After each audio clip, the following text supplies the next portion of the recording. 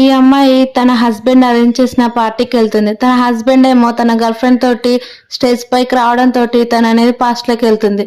తన husband birthday రోజు gift పడేస్తాడు. ఇప్పుడు తన హస్బెండ్ గర్ల్ ఫ్రెండ్ తోటి స్పీచ్ ఇవ్వడం తోటి తనకు హార్ట్ బ్రోక్ అనే డివర్స్ అన్ని మెసేజ్ చేసి బయటకు వస్తుంది. బయటికి రావడంతో అక్కడ నుంచి ట్రక్ వచ్చి తనకు అనేది యాక్సిడెంట్ అవుతుంది.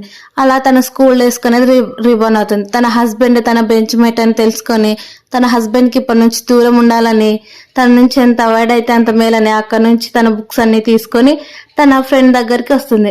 అతను అనేది నువ్వు ఎందుకు ఇలా బిహేవ్ చేస్తున్నావు అన్నా కానీ అది నీకు అనవసరం అని తన బెస్ట్ ఫ్రెండ్ దగ్గర వచ్చి కూర్చుంటుంది. అతనికి కోపం వచ్చి ఆ స్కూల్లో నుంచి బయటకు వచ్చేస్తాడు.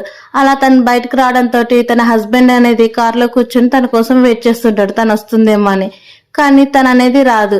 అలాగే వెయిట్ చేయని కార్ డ్రైవర్ చెప్పడంతో అప్పుడే ఆ అమ్మాయి ఫ్రెండ్ రావడంతో అక్కడ నుంచి ఎక్కి వెళ్ళిపోతుంది.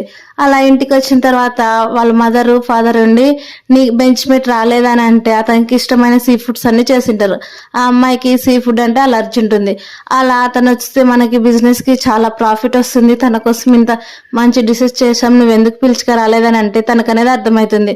పాస్ట్ లో ఈ అమ్మాయికి తన హస్బెండ్ కి ఎందుకు ఇచ్చి పెళ్లి చేశారో అర్థమవుతుంది. కేవలం వాళ్ళ బిజినెస్ ఇంప్రూవ్ చేసుకోవడానికి ఇచ్చారని అర్థం చేసుకుని ఆ అమ్మాయి అనేది కోపంగా అక్కడి నుంచి వెళ్ళిపోతుంది.